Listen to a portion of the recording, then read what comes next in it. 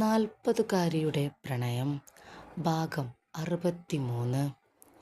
അങ്ങനെ ജയ് സൂപ്പർ മാർക്കറ്റിലെത്തി. ആദ്യം കണ്ടത് വിനോദിനെയായിരുന്നു. ആ, നീ എന്താടാ ഇന്ന് നേരത്തെ? ജയ്യെ കണ്ടയുടൻ വിനോദ് ചോദിച്ചു.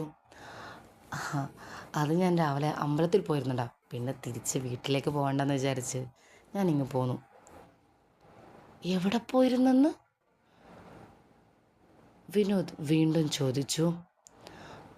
അപ്പോഴാണ് താൻ പറഞ്ഞത് അബദ്ധമായിപ്പോയി എന്ന് ജയ് ഓർത്തത്.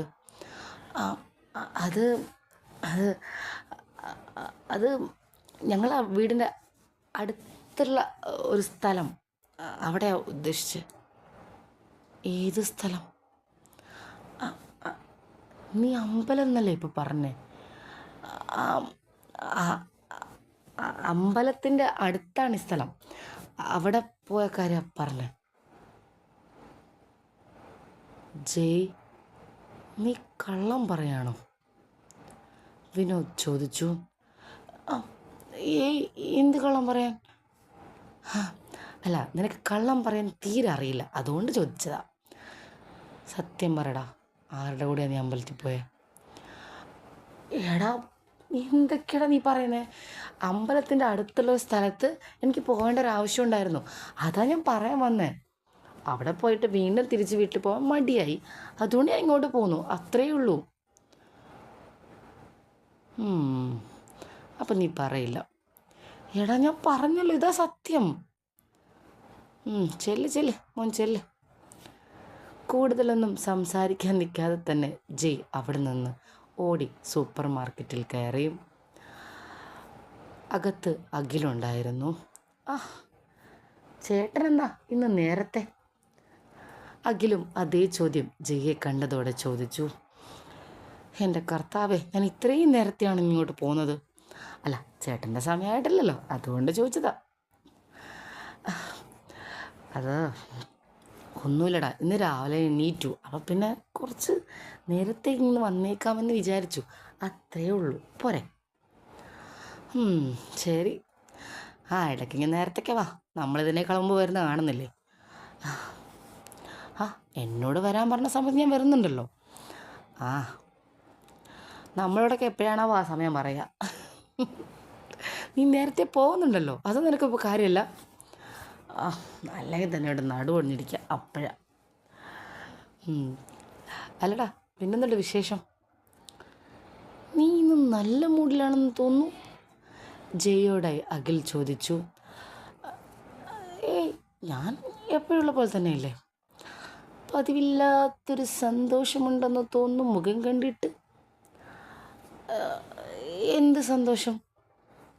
ഞാൻ എപ്പോഴും ഹാപ്പിയല്ലേ? എപ്പോഴും ഹാപ്പിയാണ്, എന്നാലും ഇന്നെന്തോ ഒരു പ്രത്യേക സന്തോഷം മുഖത്ത് കാണുന്നുണ്ട്. അതൊക്കെ നിനക്ക് തോന്നാറടാ. ശരി, ഞാനങ്ങ് വിശ്വസിക്കുന്നു. വാ, സാധനങ്ങൾ ഒരുപാട് വന്നിട്ടുണ്ട്. എന്തായാലും നീ കൂടി വന്നതുകൊണ്ട് എനിക്കൊരു ഉപകാരമായി, അല്ലെങ്കിൽ ഞാൻ ഒറ്റയ്ക്ക് ചുമടെടുക്കണം. വാ. ജയയും കൊണ്ട് അഖിൽ പുറത്തിറങ്ങി സാധനങ്ങൾ ഇറക്കാൻ വേണ്ടി.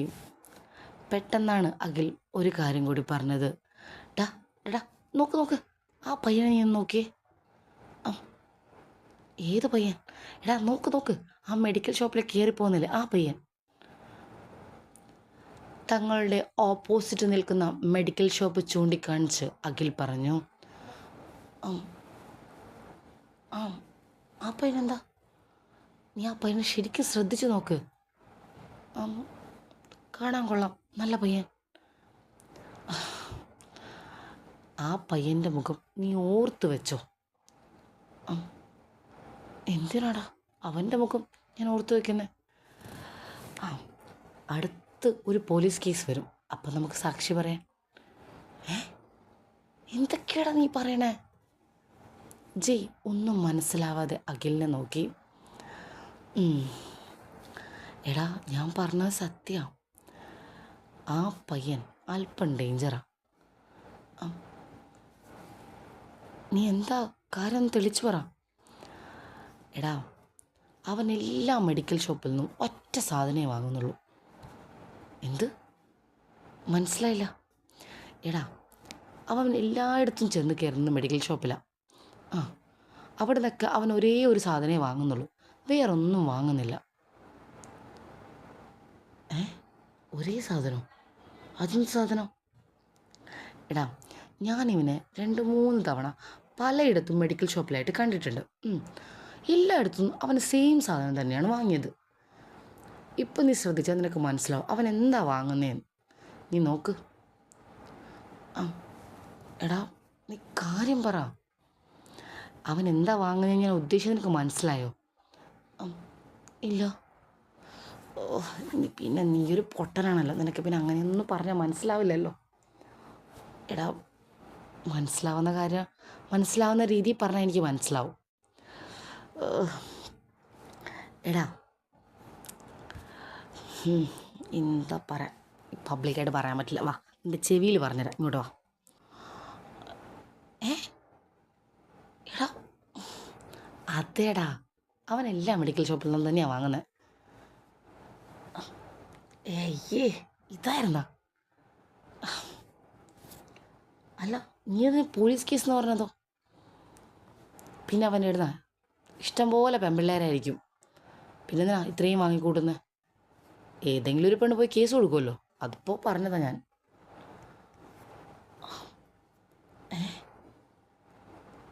ഈ പൊട്ടനൊന്നും പെട്ടെന്ന് മനസ്സിലാവില്ലല്ലോ അല്ലേ? എടാ, അവൻ ഓരോരോ ദിവസം ഓരോരോ പെൺപിള്ളേരായിരിക്കും, മനസ്സിലായോ? ഒന്നെങ്കിൽ അവൻ ഈ ഒരു ടൈപ്പ്, അല്ലെങ്കിൽ വല്ല സെക്സ് റാക്കറ്റുമായിട്ട് വല്ല ബന്ധവും കാണും. ഏതെങ്കിലും ഒന്ന് അവൻ്റെ കാര്യത്തിൽ ഉറപ്പാണ്. എല്ലാ പെൺപിള്ളേരും അവൻ്റെ വലയിൽ വീഴുന്നില്ലല്ലോ. ചിലപ്പോൾ ഏതെങ്കിലും ഒരു പെണ്ണ് റിയാക്ട് ചെയ്താലോ, അപ്പോൾ ഒരു പോലീസ് കേസ് വരില്ലേ? അപ്പം നമുക്ക് പറയാലോ, സാക്ഷി. അതിനു വേണ്ടി അതുണ്ട് പറഞ്ഞത്. പോലീസുകാരന്വേഷിക്കുമ്പോൾ CCTVയിൽ ഈ ഫുട്ടേജൊക്കെ വരുമല്ലോ, അപ്പോൾ ഓപ്പോസിറ്റ് നിൽക്കുന്ന നമ്മളോടൊക്കെ ചോദ്യം വരുമല്ലോ, അതിനു വേണ്ടി ഞാൻ പറഞ്ഞതാ, മനസ്സിലായോ? എടാ, നീ ഇത്രയും വലിയ സീരിയസ് ആയ ഒരു കാര്യത്തിലാണോ ഇത്രയും സില്ലിയായിട്ട് പറയുന്നേ? എടാ, കാര്യം സീരിയസ് അല്ലെന്ന് മനസ്സിലാവാത്തതുകൊണ്ടല്ല ഞാൻ പറഞ്ഞതന്നേ ഉള്ളൂ. ഞാൻ എൻ്റെ ഒരു സംശയം നിന്നോട് പറഞ്ഞതാ, അത്രയേ ഉള്ളൂ. എടാ, നീ പറയുന്നത് സത്യമാണെങ്കിൽ അത് വലിയൊരു ക്രിമിനലാണ്. ഇനിയിപ്പോൾ നീ പറയുന്നത് നിൻ്റെ വെറും തോന്നലാണെങ്കിൽ നമ്മൾ വെറും ഒരു പയ്യനെ അനാവശ്യമായിട്ട് തെറ്റിദ്ധരിച്ച പോലെ ആവും. അയ്യോ എടാ, നീ ഇത്രയ്ക്ക് കാട് കയറി ചിന്തിക്കല്ലേടാ. എനിക്ക് 2-3 തവണ ഈ ഒരു അനുഭവം ഉണ്ടായപ്പോൾ ഞാൻ നിന്നോടത് പറഞ്ഞു, അത്രയേ ഉള്ളൂ. അല്ലാതെ നീ ഇത്ര കാട് കയറി ചിന്തിക്കേണ്ട ഒരു കാര്യത്തിനകത്തില്ല, മനസ്സിലായോ? അല്ലടാ, നീ പറയുന്നത് ശരിയാണെങ്കിലോ എത്ര പെൺപിള്ളേരുടെ ജീവിതമായിരിക്കടാ. നമ്മുടെ പെങ്ങന്മാരെത്തുമ്പോൾ നമ്മൾ ചിന്തിച്ചാൽ പോരെ? നിനക്ക് ആ ടെൻഷൻ വേണ്ട, എനിക്കും ആ ടെൻഷൻ വേണ്ട. എനിക്ക് പിന്നെ പെങ്ങളില്ല. നിൻ്റെ പെങ്ങന്മാരായാലും ആരായാലും ഇവൻ്റെ വല വീഴാവുന്ന പ്രായത്തിലൊന്നും ഇല്ലല്ലോ, പിന്നെന്താ? എടാ, നമുക്ക് പെങ്ങന്മാരിലെങ്കിച്ച് പെൺകുട്ടികളല്ലേടാ. എടാ, നീ ഇങ്ങനെ ഒരുപാട് കാട് കയറി ചിന്തിക്കല്ലേ ജയ്. എനിക്ക് തോന്നിയൊരു കാര്യം ഞാൻ പറഞ്ഞതേ ഉള്ളൂ. അതിപ്പോൾ സത്യമാണോ അല്ലയോ എന്നൊന്നും എനിക്കറിയത്തില്ല. ഞാൻ എൻ്റെ ഒരു ഊഹം നിന്നോട് പങ്കുവച്ചു, അത്രയേ ഉള്ളൂ, മനസ്സിലായോ? എന്തായാലും സൂക്ഷിക്കണം അവനെ, അല്ലേ? അതെ, സൂക്ഷിക്കണം. നമുക്ക് നമ്മുടെ ജോലി ചെയ്യാം, അവൻ അവൻ്റെ കാര്യം നോക്കി പോകട്ടെ. പിന്നെ ഇവനെ പോലത്തെ ഒരു ഫ്രോഡ് വിളിക്കുമ്പോൾ കൂടെ ചെല്ലുന്ന പെൺപിള്ളേരെയല്ലേ പറയണ്ടേ? അവൻ ഫ്രോഡാണെന്ന് ആ പെൺപിള്ളേർക്ക് അറിയില്ലായിരിക്കുമല്ലോടാ. അറിഞ്ഞുകൊണ്ട് ഏതെങ്കിലും ഒരു പെണ്ണ് തല വയ്ക്കുമോ? ജയ് മറു ചോദ്യം ചോദിച്ചു. എടാ, ഇന്നത്തെ കാലത്ത് ആണും പെണ്ണും എല്ലാം കണക്കാം. എല്ലാം അതും മറ്റൊന്നൊക്കെ നമ്മൾ പറയില്ല, അതുപോലെയാണ്. ഏതെങ്കിലും ഒരുത്തം വന്ന് വിളിക്കാൻ വേണ്ടി കാത്തിരുന്ന് ഇറങ്ങിപ്പോകാൻ വേണ്ടി കാത്തിരിക്കുന്ന പെൺപിള്ളേർ, അത്രയേ ഉള്ളൂ. എനിക്കങ്ങനെ തോന്നിയിട്ടുള്ളൂ. എടാ, എല്ലാവരെയും അടിച്ചാക്ഷേപിക്കല്ലേടാ. നല്ല രീതിയിൽ ജീവിക്കുന്ന പെൺപിള്ളേർ ഇന്നത്തെ കാലത്തുണ്ട്. അങ്ങനെ ജീവിച്ച അവർക്ക് കൊള്ളാം, വേറെ ഒന്നുമില്ല. പിന്നെ എനിക്ക് ആകെയുള്ളൊരു സമാധാനം എനിക്ക് പെങ്ങളില്ല എന്നതാണ്. അഖിൽ ആശ്വാസത്തോടെ പറഞ്ഞു. എടാ മതി മതി, നീ ഇനി ചിന്തിക്കണ്ട. നീ ഇനി ചിന്തിച്ചാൽ ശരിയാവില്ല. വാ, നമുക്ക് നമ്മുടെ പണി ചെയ്യാം. വാ. ജയ്യെ നോക്കി അഖിൽ പറഞ്ഞു. ദാ ഇത് കൊണ്ടുപോയി മോനകത്ത് വെച്ചിട്ട് വാ, അടുത്തത് ഞാൻ തരാം. ചെല്ല്. സാധനങ്ങൾ ഓരോന്നായി ജയ്യുടെ കയ്യിൽ അഖിൽ എടുത്തു കൊടുത്തു. അതും കൊണ്ട് ജയ് സൂപ്പർ മാർക്കറ്റിലെത്തി. ഓരോന്നായി കൃത്യമായി ഗോഡൗണിലെത്തിക്കണം. ജയ് തൻ്റെ ജോലികളിൽ മുഴങ്ങി നിന്നു. പക്ഷേ ജയ്യുടെ മനസ്സ് നിറയെ അപ്പോഴും ആ പയ്യൻ്റെ മുഖമായിരുന്നു. അഖിൽ പറഞ്ഞതൊക്കെ സത്യങ്ങളായിരിക്കുമോ? ഓരോ ദിവസവും ഓരോ പെൺകുട്ടികളെയും വളയ്ക്കുന്ന ഒരു വീരൻ തന്നെ ആയിരിക്കുമോ അവൻ? ജയ്യുടെ മനസ്സിൽ വല്ലാതെ ചിന്തകൾ കയറി. രാവിലെ മീനുവിനെക്കുറിച്ചുള്ള സംശയങ്ങളായിരുന്നുവെങ്കിൽ ഇപ്പോൾ ആ പയ്യനെക്കുറിച്ചായി. ജയ് സ്വയം ഒന്നിരുന്നാലോചിച്ചു. താൻ എന്തിനാണ് മറ്റുള്ളവരെക്കുറിച്ച് ഇത്രയും ചിന്തിക്കുന്നത്? തനിക്കതിൻ്റെ ആവശ്യം എന്താണ്? മീനു തൻ്റെ ജീവിതത്തിലേക്ക് വന്നതിൽ പിന്നെയാണ് കൂടുതലായിട്ടും അവളെക്കുറിച്ച് താൻ ചിന്തിച്ചു തുടങ്ങിയത്. ഇതിനു മുമ്പ് താൻ അങ്ങനെ ഒരാളായിരുന്നില്ല. എന്തായാലും തൻ്റെ ഈ സ്വഭാവവും തൻ്റെ ഈ ചിന്തയും മാറ്റണമെന്ന് അവൻ തീരുമാനിച്ചു. ഈ ഭാഗം ഇഷ്ടമായാൽ ചാനൽ സബ്സ്ക്രൈബ് ചെയ്യാനും ലൈക്ക് ചെയ്യാനും കമൻറ്റ് ചെയ്യാനും മറക്കരുത്. അടുത്ത ഭാഗം ഉടൻ വരും.